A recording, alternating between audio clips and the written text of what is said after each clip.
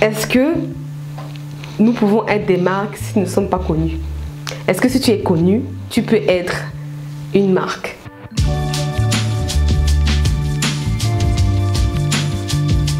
Oui, tu l'es. Parce que de toute façon, en première position, ton nom, c'est ta marque.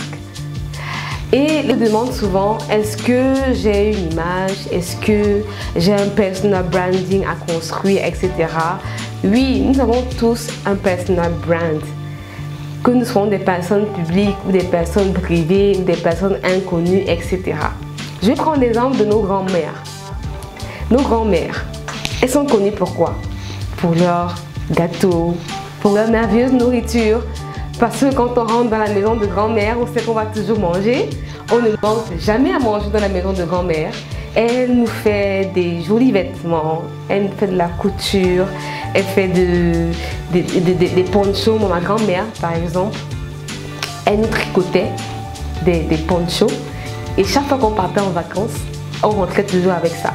On savait que lorsqu'on part voir notre mamie, on va aller dans les champs, on va récolter des arachides, on va faire la cueillette et ça sera magnifique. Donc en fait, vous ne vous rendez peut-être pas compte, mais ma grand-mère a un personal brand.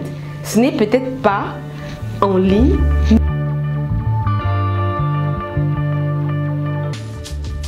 Dans la famille, elle est reconnue pour être une personne familiale, chaleureuse, forte, une personne de réconfort, une personne sur laquelle on peut se reposer, une personne qui nous apporte toujours à manger, qui s'occupe de nous.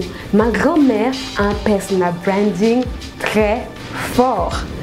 Donc, je vais voir mamie Jacka. Je vais lui dire, maman, tu sais que tu es très connue, tu sais que tu es très connue pour X, Y, non, pas connue à la télé, mais elle a créé une image dans nos têtes. Elle a créé une perception. Grâce à quoi?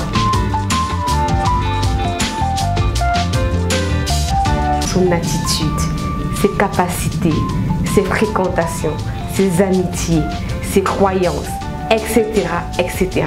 Donc votre personal brand va dépendre de tout ceci, de vos capacités, de vos façons de traiter les autres, de vos habitudes, de vos fréquentations, de vos amitiés, de vos croyances politiques, de vos croyances religieuses. Donc dès aujourd'hui, sachez que même dans votre famille, vous avez un personal brand. À vous donc de décider, ou alors est-ce que je vais étudier ce personal brand pour voir s'il est vraiment en accord avec ce que je voudrais refléter, ou alors est-ce que ce personal brand est vraiment ce que je voudrais refléter.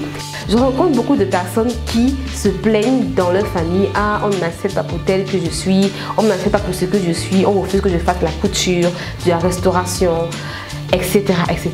Alors sachez que c'est à vous à ce moment-là de créer, de construire, ou alors de changer votre personal brand auprès de votre famille.